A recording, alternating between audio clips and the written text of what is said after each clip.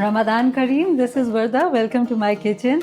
Today I'm making pakora, an Iftar table essential and a non-negotiable. And I'm going to be making 4 different kinds of pakora. I've placed order for all the ingredients on Careem Quik. Great quality, super fresh produce and fast delivery as always. We're going to start with prepping the ingredients, and one of the pakoras that I'm making today is going to be of boiled egg. I don't know if you guys have tried it before, but this is a recipe my sister introduced to me and we are obsessed with boiled egg pakoras. I'm going to take 5 eggs. Here we go. Gonna add some water. And we're going to check on the eggs in the next 10 to 12 minutes while we prepare the rest of the ingredients. We're going to start with an eggplant first. Now this is something, some people love it, some people don't like it, but I personally love eggplant pakora. And there are 2 ways to cut it. You can either cut them in rounds or diagonal. So I'm going to go in rounds. By the way, eggplant pakoras are best for kids because they are crunchy on the outside and soft on the inside. And it's a great way to introduce vegetables, right? And next up, we've got a potato. This is the most popular kind of pakora. We call it aloo ke pakore. It's a staple, it's a must-have. And it's not just limited to Ramadan. You can have it anytime, anywhere, like a snack. But for us, Ramadan means pakora. It's a must-have on the table. And everybody has their own preferences. Somebody likes potatoes pakora, some like eggplant, some even like spinach. We're gonna get to that. And there are so many dips that go with pakora. I mean, it's endless. You can have it with yogurt and mint, you can have it with tamarind, you can have it with ketchup. I'm making a pakora platter today, so I'm gonna go and cut the potatoes lengthwise just so that we have all different shapes of pakoras. And you want to cut the potatoes a little thin. Go in sideways. And next up we have spinach. So whenever you're choosing spinach for your pakoras, try to get the bigger leaves because the bigger pakora, the better. It's going to be more crunchy and it's going to absorb all that flavor of the gram flour. So I'm going to just cut the stem, remove it because that's a little hard part, and we'll just use the leaves. You can cut the leaves as per your liking. So I'm going for pakoras that are like crunchy and more like a snack that you can just pick up from the table and enjoy. Again, this is such a nice way to introduce vegetables for your kids and even for yourself because we are fasting the whole day. So we need all the iron, the fibers, all the vitamins and minerals and something to strengthen us up for the next day. Now we're going to start with the batter and we just need a few ingredients for it. We need gram flour. So I'm going to go ahead and add about 1.5 cup of gram flour. And now we need the spices. You can add salt as per your taste. So I'm going to go and add the salt. I think that's enough. I actually have a tip for the batter. To make the pakoras extra crispy, you can either beat it for about like 15 minutes. Now that's tiring, but you can also add a pinch of baking soda and it's going to give you the best flavor. And this is some cumin powder, very little cumin powder. Cumin is just for the taste. And of course the spice. You can adjust the spice level as per your liking. You like it a little bit spicy, so I'm going to go in with a little bit extra.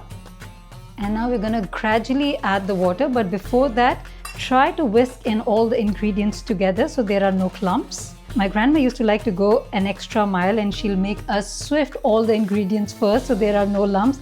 But I know I'm going to just go ahead with water and the ingredients. I'm going to add the water slowly and then whisk it quickly so that there are no lumps. And we want the batter to be a bit of a thick consistency so that it can hold on to the vegetables. It's going to take a while. You need to whisk it real fast. And add more water. I'm going to give it a good mix and whisk it until we get the desired consistency. And this is what we're looking for. Just add like a pinch of baking soda and it's going to make your pakoras so fluffy. It's going to fry them real nice golden brown. Our hard-boiled eggs are ready and we're going to give them a nice cold ice bath. It's going to help peel easily. Okay, just going to dip them in the cold water for about like 2 to 3 minutes. I think that's enough. And we wait. Now the moment of truth.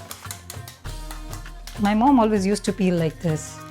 She made the skin go loose first, and then you start from one corner. It's peeling, yay! And the skin comes out so easily. It's literally peeling off.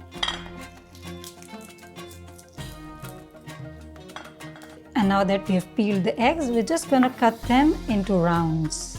So it's a delicate process because you don't want the yolk to break down. And we're done with the eggs. We're going to start the frying process. So I've gone ahead and peeled the eggs and cut them into these tiny little rounds, but you have to be like very careful. Use a delicate hand, a sharp knife, because you don't want the yolk to crumble. And then here I've got my vegetables. We're going to start with heating up the oil. It's a deep frying process, so we're going to need a lot of oil. We're almost reaching the final step, so we're going to start deep frying now, and I'm going to start with the eggs because they're very delicate, so we want to get done with them first. Very gently pour all the batter and make sure the egg is completely covered in the batter. Just wipe off any excess batter so that it doesn't crumble into the oil, and now very gently just slide it down. I'll be very honest, it's easier to do it with hands, but I just don't want to take the risk because the eggs are very delicate. The moment they start rising up, it means they're soft and fluffy and you've done the best job. And our egg pakoras are done. Oh my God, they smell so delicious. And look at that golden brown color. This is the color that we're going for. They look super delicious. I'm gonna just put them aside on a plate. Make sure you have a kitchen towel to drain that excess oil. We don't need that. And now for the next process, because eggplant and potato pakoras usually take equal amount of time and we need to save time, so I'm just gonna go ahead and fry them together.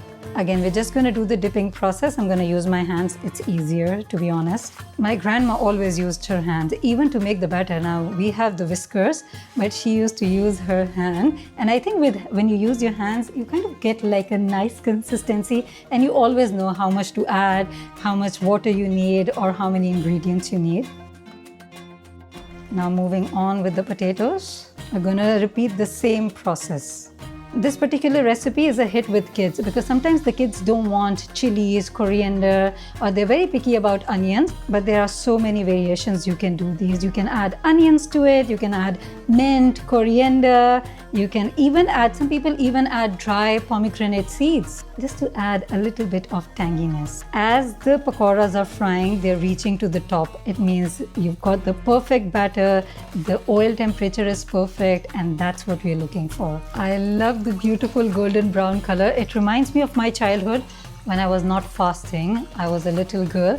I would just snack onto these as soon as they will get off the stove because they're so delicious and you just cannot resist. Go. Now we're gonna go ahead with the spinach pakora. So these are a bit delicate, just like the eggs, and they don't require too much time cooking. So we're just gonna dip them. And make sure when you put them in the oil, they don't lose their shape. And we are almost done. Look at these pakoras, how they have fluffed up. Oh my God, they look so nice. Now that we're done frying, we're gonna go to another essential part, that is the sauce. So there are so many variations you can do. You can have it with ketchup, you can have it with the tamarind sauce. Today I'm gonna do one of my favorite sauce. It's a mixture of yogurt, coriander, mint, green chilies, cumin, salt, and a bit of lemon juice, and it tastes divine. So I'm gonna go ahead with the chilies first. We're gonna break them apart so it's nice and easy to chop them. Then I've got here some mint leaves. I'm gonna add some coriander. I love coriander. The smell is so good and you can literally add it to everything just to get that flavor out. Now we're gonna add yogurt. I'm gonna add a little bit of lemon juice. We need only 2 spices for this. A little bit of cumin, just for that a little bit of flavor, and of course salt to taste. I'm gonna keep everything aside and I'm gonna share a very valuable tip with you all. Whenever you're making a sauce where you're blending in coriander and mint, always add a piece or 2 of ice cubes because then the color of the greens will remain the same. And now we blend. Now the moment of truth. Look at that beautiful vibrant green color. Always add a piece of ice and you'll always get the most beautiful green color. We're gonna serve it now with our pakoras. I hope you guys enjoy this recipe as much as I have enjoyed over the years. All the fresh ingredients I ordered from Careem Quik. They deliver in just 15 minutes, super fresh, great quality, and always the fastest delivery.